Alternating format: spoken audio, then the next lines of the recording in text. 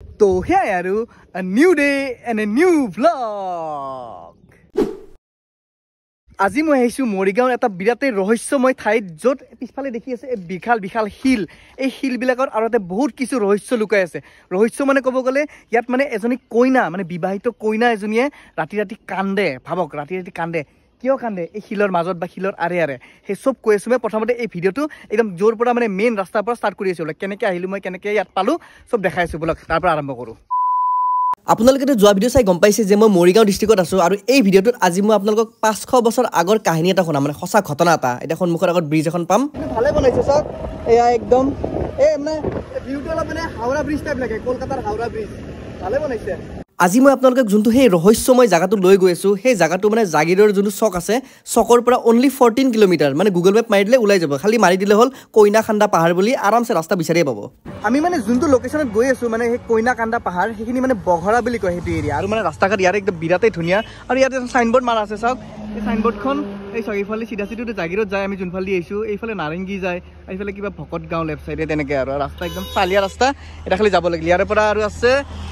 কিমান কিলোমিটাৰে দেখা নাই 8.5 কিলোমিটাৰ আছে তাৰে পৰা ঠিক 7 কিলোমিটাৰ মান আহি এনেকুৱা এটা লেফ্ট টাৰ্ণ পাব আপোনালোকে তো সেই লেফ্ট টাৰ্ণটো লৈ ধুনীয়াকৈ বেছি দূৰ নহয় ইয়াৰ পৰা 500 মিটাৰ মান হয় আৰু তেনেকৈ ৰ'বলৈ বেয়া গৰম লাগিছে ঠাণ্ডা এটা খাই ল'ব লাগিছিল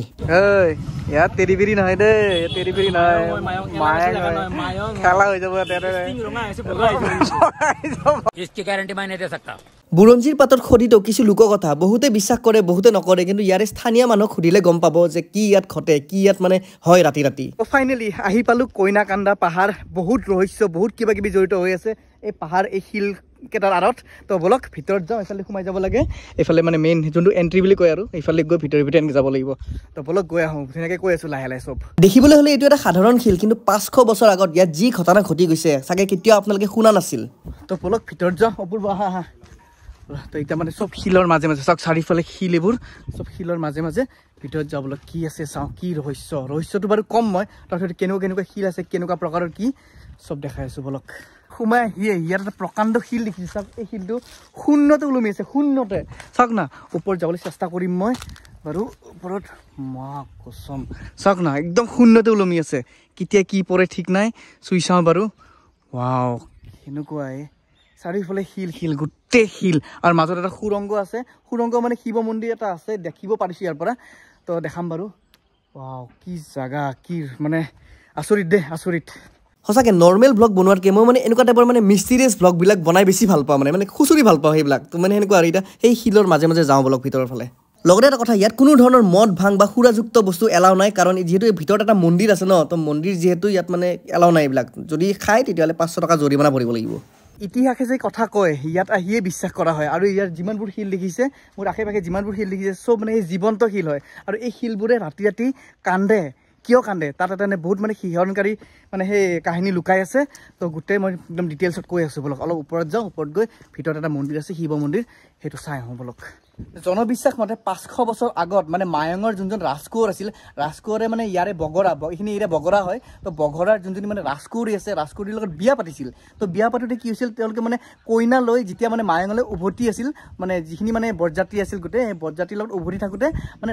মাজ ৰাস্তাতে মানে প্ৰখৰ ধুমুহা পাইছিল আৰু একদম বতাহ বৰষুণ তেনেকুৱা তো মানে উপায় নাপায় মানে আশ্ৰয় নাপায় তেওঁলোকে মানে ৰাস্তাতে এই শিলকেইটাৰ মাজতে মানে আশ্ৰয় লৈছিল কিন্তু আশ্ৰয় লোৱাৰ সেই সময়ত তেওঁলোকে ভবা নাছিল যে সেই সময়খিনি তেওঁলোকৰ জীৱনৰ শেষ সময় হ'ব মই যেনেকৈ এনেকৈ ভিতৰলৈ সোমাই আহিছোঁ তেনেকৈ মানে সেই ধুমুহা ৰাতি গোটেই বৰযাত্ৰী আৰু মানে ৰাজকোঁৱৰী এনেকৈ ভিতৰত সোমাই আহিছে যাতে আশ্ৰয় পায় সেই ধুমুহাখনত কিন্তু অৱশেষত কি হ'ল ডাঙৰ এনেকুৱা এটা শিল ওপৰৰ পৰা পৰি আহি মানে তেওঁলোকৰ মূৰতে পৰিল আৰু গোটেই মানে বৰযাত্ৰীৰ লগতে মানে ৰাজকোঁৱৰীৰ ইয়াতে মৃত্যু ঘটিছিল তেনেকৈ আপোনালোকে ভাৰ্চুৱেলি ভাবকচোন এই চেপন ৰাস্তাটোত যদি আপোনালোকে আহি লুকাব খোজে তেতিয়া যদি ধুমুহাত যদি ডাঙৰ এটা শিল পৰি হেঁচা মাৰি ধৰে কেনেকুৱা হ'ব ভাবক পূৰ্ব ইয়াতে বেছি টাইম থাকিব নোৱাৰা ইয়াতে বৰযাত্ৰী হৈ যাব তোমাৰ ইয়াতে বৰযাত্ৰী হৈ যাব কথা নহয় এইটো নাথাকিলে হাঁহিব লগা হয় আৰু উপায় নাই তেতিয়াৰ পৰা ইয়াত মানে কান্দোনৰ শব্দ ৰাতি ৰাতি শুনা পোৱা যায় ইয়াত মানে জনবিশ্বাস মতে ইয়াত মানে স্থানীয় লোকসকলেও কয় যে ৰাতি ৰাতি এওঁলোকে শুনা পায় বোলে কান্দাৰ শব্দ চাওক এইবোৰ সকলোৱে আহিছোঁ দেই অপূৰ্ব এইফালে আছে ভয়ো লাগে তো মানে তেনেকুৱা আৰু এতিয়া অলপ ওপৰত যাওঁ বলক আৰু লগতে ৰাতি ৰাতি ইয়াত ঢোল তালৰ শব্দ শুনিব পৰা যায় কাৰণ যেতিয়া বিয়া পাতি আনিছিল ৰাজকোঁৱৰে তেতিয়া ঢোল পেপাৰ মাতেৰে মানে আদৰিছিল ন কইনাক তেনেকৈ লৈ গৈ আছিল ঘৰলৈ তো সেই শব্দবোৰ এতিয়াও মানে শুনা যায় ইয়াত ভাবকচোন এই শিলটো যদি ওপৰত মানে পৰে চাওক কি প্ৰকাণ্ড শিল এটা গম পাইছা না ইমেজিন কৰিছা নে নপূৰ্ব ইয়াতে যেহেতু মৃত্যু ঘটিছিল সকলোৰে তো মানে কি ইয়াতে যোনবোৰ শিল পৰিছিল ভাঙি ভাঙি একদম ব্লক হৈ গৈছিল সেই শিলবোৰ গুচাই ইয়াতে এটা মানে ধুনীয়া মন্দিৰ এটা স্থাপন কৰিছে ইয়াতে মানে পূজা কৰা হয় আজিৰ যুগতনো কোনে এইবিলাক বিশ্বাস কৰে কিন্তু মই কৰোঁ দেই মানে ভূত প্ৰেত পেৰানৰ্মেল এইবোৰৰ ভিতৰতে সোমাই থাকোঁ মই এইফালে দুটা প্ৰকাণ্ড শিল আছে আৰু শিলৰ মাজেৰে শিৱ মন্দিৰটো আছে তো এইফালে গৈ শিৱ মন্দিৰটো পাই বলক চাই আহোঁ শিৱ মন্দিৰটো এইখিনি মই অকলে আহিছোঁ দেখোঁ অপূৰ্ব সিফালে আছে জোতাযোৰ খুলি লওঁ যিহেতু মন্দিৰ ন শিৱ মন্দিৰ বলক এতিয়া ওপৰত যাওঁ চাওক একদম গুফাৰ দৰে একদম শিলৰ মাজেৰে একদম শিৱ মন্দিৰ সেয়া চাওক এয়া শিৱ মন্দিৰ সেৱা এটা কৰি লৈছোঁ অঁ ইয়াতে পূজা চূজা হয় ধুনীয়াকৈ এইখিনি আৰু পৰিৱেশ আৰু ইফালেও কিবা আছে বলক চাই আহোঁ আগতে ইফালে যাব পাৰি কিন্তু অকলে নাযাওঁ অপূৰ্ব মাতি আহোঁ ক'ত গ'লি ই মানে ক'ৰবাত লেঠা লগাই অ' অপূৰ্ব অপূৰ্ব ক'ৰবাত আছে ই আহি লওক ৰ'ব ইয়াতে ৰখোঁ অলপ হে ক'ত ক'ত ক'ত গৈ থাকে অলপ এক্সপ্ল'ৰ কৰিলোঁ মানে চাই আছোঁ জেগাবিলাক চাইছোঁ জেগালৈ অকলে নাযাবা তোমাক দেখা দিব দিয়া ভালকৈ এইফালে বোলে শিৱ মন্দিৰ আছে এইফালে যাওঁ বোলা মই গৈ আহিলোঁ তুমি গৈ আহা এইফালে বাৰু তেনেকুৱা একো নাই এই যদি শিলৰ ওপৰত যদি উঠিব পাৰোঁ অলপ চেষ্টা কৰিম বোলা অলপ ঘূৰি যাম বোলা এইফালে দি বোলা আগি দি বোলা এইফালে গৈ এই মানে মানুহৰ ঘৰো আছে ইয়াত এইফালে ঘূৰি চাওঁ বোলা কি আছে আৰু তো ইয়াত একদম শিলৰ মাজত এটা গণেশ মন্দিৰ এটা আছে চাওক সেই গণেশৰ মন্দিৰটো এটা সেৱা এটা কৰি লওঁ ধুনীয়াকৈ এতিয়া বোলক ওলাই দিওঁ আৰু মানে ইয়াত ডাঙৰ পাথৰ আছে বলকচোন আৰু কিবা কিবি দেখাই আছে যিখিনি পাৰোঁ লগতে আৰু এটা কথা ইয়াত যোনবোৰ শিল আছে সেই শিলবোৰত বোলে হাতেৰে নক কৰিলে মানে এই ঢোল পেপাৰ মাত শুনিব পৰা যায় এতিয়া কিমান সঁচা গম নাপাওঁ ইয়াৰে চবতছে ডাঙৰ শিলটোত মানে উঠিব পৰা কোনো সুবিধা নাই সেইকাৰণে এইটো শিলতে উঠিছোঁ অপূৰ্ব সিফালে ক'ৰবাত আছে অলপ ইয়াত বহোঁ ধুনীয়া বতাহ দি আছে ইয়াত বহি অলপ ৰেষ্ট লওঁ অলপ মানে সেই আৰু ফিলটো লওঁ বেলেগ যি কি নহওক মই সেই শিলটো চাই মানে আচৰিত হৈছোঁ চাওক না কেনেকৈ ওপৰত ওলমি আছে কোন সময়ত পৰে ঠিক নাই আৰু এই শিলটো ইয়াৰে ওচৰৰ বাসিন্দা ঘূৰিব পাৰিলে ভাল আছিল যে মানে ৰাতি ৰাতি কিবা মানে এনেকুৱা চাউণ্ড শুনে নেকি এনেকুৱা মানে ডিষ্টাৰ্বেঞ্চ কিবা পায় নেকি মানে যিহেতু কয় ন ইয়াত মানে কান্দা শব্দ শুনা যায় এই মানে এই শিলবোৰৰ পৰা তো এতিয়া অলপ সুধিলে ভাল আছিল কিন্তু মানুহ নাই দেখোন ইয়াত ভাবকচোন ৰাতি সেই কইনাজনী এইখিনি ঠাইতে কান্দে ইয়াতে ওচৰ পাজৰৰ মানুহে কান্দোনৰ মাত শুনা পায় ভাবক কেনেকুৱা এটা ফিল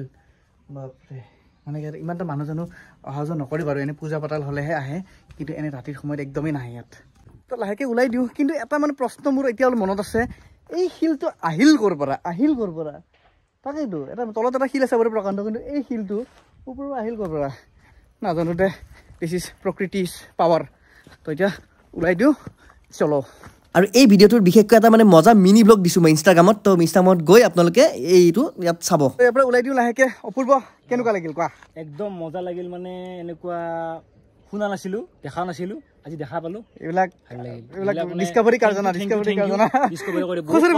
কষ্ট কৰি ওলাই বহুত খুচৰি মতে আমি এই জেগাটোত আহি পালোঁ ভাল লাগিল নহ'লে আজি তুমি নহ'লে আহি নাপালোঁ কিন্তু আজি তাকে আৰু আছোঁ এনেকুৱা চিন্তা নকৰিব মই থকালৈকে চিন্তা নকৰিব হয় তো বেছি অনাই দে হেৰি তো ভিডিঅ'টো শেষ কৰোঁ কেনেকুৱা পালে জনাব এটা মানে বৃহৎ ৰহস্যময় ঠাই তো অৱশেষত শেষ বুলিলে শেষ নহয় আকৌ আৰম্ভ হয় তো সেয়াই আৰু বাই বাই পিছফালে কইনা নাকান্দলে গ'ল